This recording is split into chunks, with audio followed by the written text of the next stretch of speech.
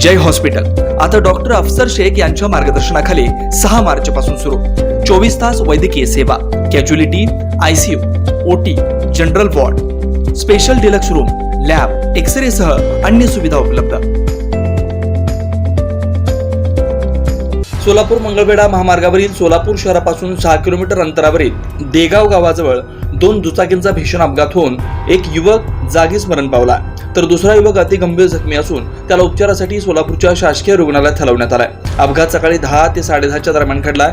अभिषेक केगनाडे व 21 वर्षीय राहणार देगाव असं मयत युवकाचं नाव आहे। जखमींचं सुदर्शन काळे हा सुद्धा राहणार देगाव असं नाव आहे। मरण पावलेल्या युवकाकडे टीव्हीएस ही गाडी होती। महामार्गाच्या मध्ये असलेल्या डिवायडरला जाऊन गाडी धडकली आणि रस्त्याच्या मध्ये असलेल्या सोलार लॅम्पला संबंधित युवकाचं डोकं धडकलं आणि जबर मार लागून तो जागीच ठार झाल्याची माहिती मिळते।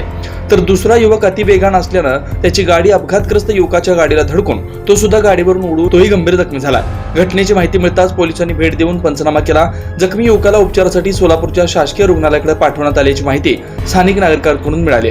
हा अपघात होताच या भागातील शिवसेना नेते गणेश वानकरसह देगाव येथील ग्रामस्थांची मोठी गर्दी त्या ठिकाणी झाल्याचं चित्र होतं। त्या युवकाच्या मृत्यूबद्दल गावातून हळहळ व्यक्त होतीये। Shri Markandeya butterfly garden Montessori English medium school play group ते 4थी पर्यंत सीबीएसई पॅटर्नच्या शिक्षणासाठी आजच प्रवेश घ्या। मोबाईल क्रमांक 8668 34 49 79।